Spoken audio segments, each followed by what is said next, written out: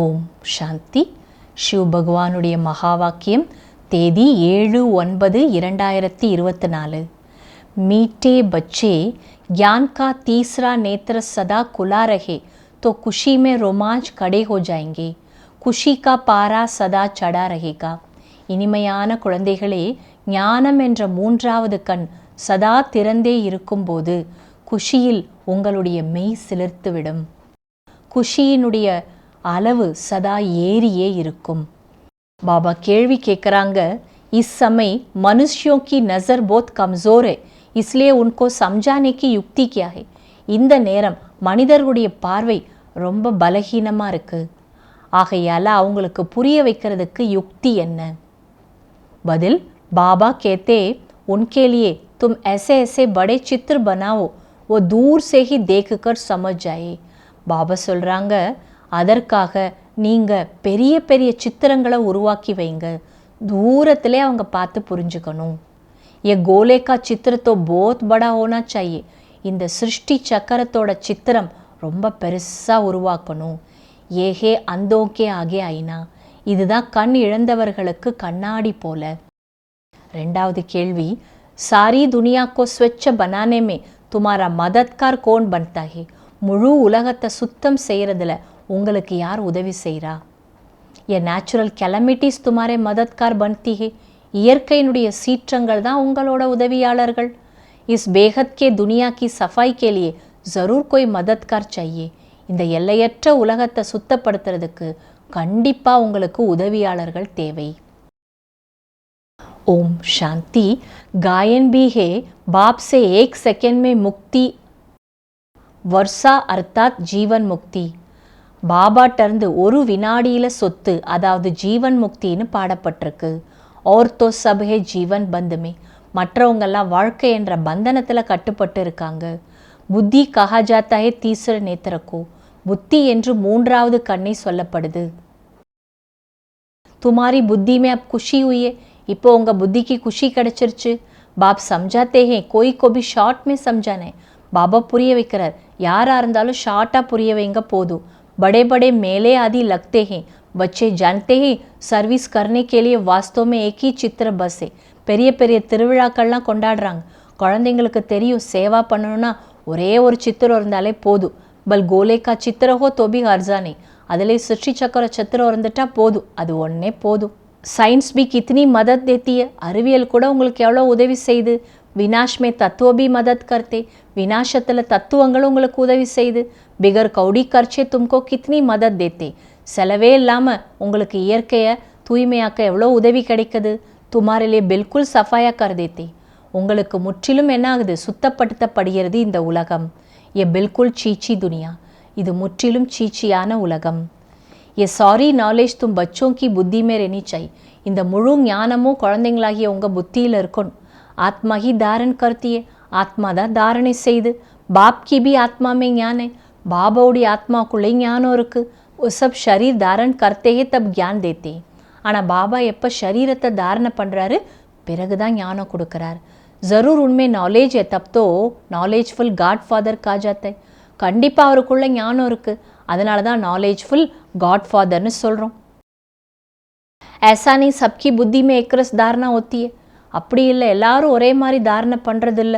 शिव बाबा तो है ही नॉलेजफुल, शिव बाबा ஞானம் நிறைந்தவர். பல் लिखते भी है परंतु धारणा कुछ नहीं, எழுதியெல்லாம் வைக்கிறாங்களா, ஆனால் தாரணை பண்ணுறதில்ல. நாம் மாத்திரம் लिखते, பேருக்கு எழுதிக்கிறாங்க. பத்தா கிஸ்கோ भी नहीं सकेंगे, ஆனால் பிறருக்கு அவங்களால ஞானம் சொல்ல முடியல. सिर्फ कागज को बताते हैं. அப்போ எழுதுறாங்கன்னா என்ன, பேப்பருக்கு மட்டும் ஞானம் சொல்கிறாங்க. காகஜ் क्या करेंगे, அந்த பேப்பர் என்ன பண்ணும்? कागज से तो कोई समझेगी नहीं, பேப்பரை வச்சு யாரும் புரிஞ்சுக்க முடியாது. इस चित्र से बहुत अच्छा समझेंगे, சித்திரங்களை வச்சாதான் நல்லா புரிஞ்சுப்பாங்க. बड़ी से बड़ी नॉलेज है तो अक्षर भी बड़े बड़े होना चाहिए, இது உயர்ந்ததிலும் உயர்ந்த ஞானம். அப்போ வார்த்தைகளுடைய அளவு கூட எப்படி இருக்கணுமா, பெரிய பெரிய வார்த்தைகளாக இருக்கணும். அதாவது வார்த்தைகள்னால் பாபா எதை சொல்கிறாரு, எழுத்துக்கள் பெருசு பெருசாக இருக்கணும்.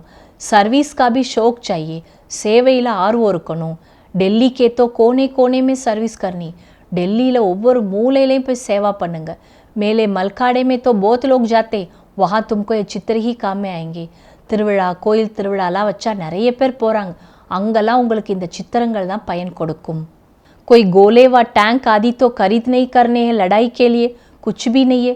நம்முடைய யுத்தத்துக்காக குண்டுகளையோ டேங்கரோ எல்லாம் நம்ம வந்துட்டு விலை கொடுத்து வாங்கணும்னு அவசியம் கிடையாது. தும் லடுத்தே ஹியோ சாரி துனியா சே குப்த் ஹோ. ஆனால் நாம் முழு உலகத்தோடும் குப்தமான முறையில் சண்டை போடுறோம், ஆயுதங்கள் வச்சு கிடையாது. इसको कहा जाता है योग बल. இதைத்தான் யோக பலம்னு சொல்லப்படுது. சாரி குப்த பாத், இங்கே எல்லாமே மறைமுகமான விஷயம். इसमें कोई को मारने की दरकार नहीं. இதில் யாரையும் நீங்கள் வதம் செய்யணும்னு அவசியம் இல்லை. तुमको सिर्फ बाप को याद करना है. நீங்கள் பாபாவை மட்டும் நினச்சாலே போதும். अच्छा, நல்லது. தாரணைக்கான சாரம், बाप जो सिखलाते हैं उसे अमल में लाना है, सिर्फ कागज़ पर नोट नहीं करना. பாபா கற்றுக் கொடுப்பதை செயல்படுத்துங்கள், வெறும் பேப்பரில் நோட் செய்வது மட்டும் போதாது. विनाश के पहले जीवन बंद से जीवन मुक्त पद प्राप्त करना. விநாசத்திற்கு முன்பாக வாழ்க்கை என்ற பந்தனத்திலிருந்து ஜீவன் முக்தி பதவியை அடைய வேண்டும். ரெண்டாவது பாயிண்ட், अपना टाइम विनाशी कमाई के पीछे अधिक वेस्ट नहीं करना है, क्योंकि ये तो सब मिट्टी में मिल जाना है.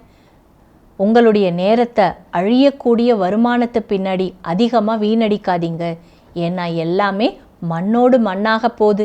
इसलिए बेहद के बाप से बेहद का वर्षा लेना है और देवी गुण भी धारण करनी. ஆகையால் எல்லையற்ற தந்தையிட்டருந்து எல்லையற்ற ஆஸ்தி அடையணும், அதே நேரம் தெய்வீக குணத்தையும் தாரணை செய்ய வேண்டும். वरदान, योग बल द्वारा माया की शक्ति पर जीत प्राप्त करने वाले सदा विजयी भव. யோக பலத்தின் மூலம் மாயாவின் சக்தியின் மீது வெற்றி அடையக்கூடிய சதா வெற்றியாளர் பவ. ज्ञान बल और योग बल सबसे श्रेष्ठ बल है. ஞான பலம் யோக பலம் அனைத்திலும் சிரேஷ்டமான பலம். जैसे साइंस का बल अंधकार पर विजय प्राप्त कर रोशनी कर देता है. எப்படி அறிவியல் சக்தி இருள் மேலே வெற்றி அடைஞ்சு வெளிச்சத்தை கொடுக்குது, ऐसे योग बल सदा के लिए माया पर जीत प्राप्त कर विजयी बना देता है. அதுபோல யோக பலம் சதா காலத்திற்கும் மாயாவை வெற்றி அடைய வச்சு உங்களை வெற்றியாளராக்கிடும். योग बल इतना श्रेष्ठ बल है जो माया की शक्ति इसके आगे कुछ भी नहीं है. யோக பலம் அவ்வளோ சிரேஷ்டமானது, மாயாவோட சக்தி அது முன்னாடி ஒன்றும் கிடையாது. योग बल वाली आत्माएं स्वप्न में भी माया से हार नहीं खा सकती. யோக பலமுடைய ஆத்மாக்கள் கனவுல கூட மாயாட்ட தோல்வி அடைய மாட்டாங்க. स्वप्न में भी कोई कमजोरी आ नहीं सकती. கனவுல கூட எந்த பலகீனமும் வெளிப்படாது. ऐसे विजय का तिलक अपने मस्तक पर लगा हुआ हो. அப்படிப்பட்ட வெற்றி திலகம் உங்கள் நெற்றியில் ஏற்கனவே இடப்பட்டிருக்கிறது.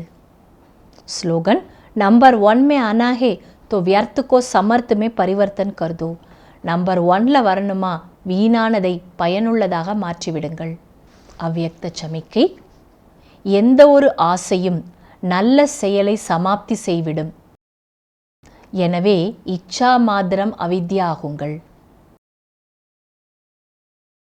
இப்படிப்பட்ட ஞானியாக இருக்க வேண்டாம், நான் தான் செய்தேனே எனக்கு தான் கிடைக்க வேண்டும், எனக்கு நியாயம் கிடைக்க வேண்டும், இப்படி கூறாதீர்கள்.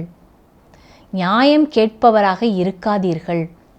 எந்த விதத்திலும் யாசிக்கக்கூடியவர்கள் தன்னை திருப்தியான ஆத்மாவாக அனுபவம் செய்ய முடியாது.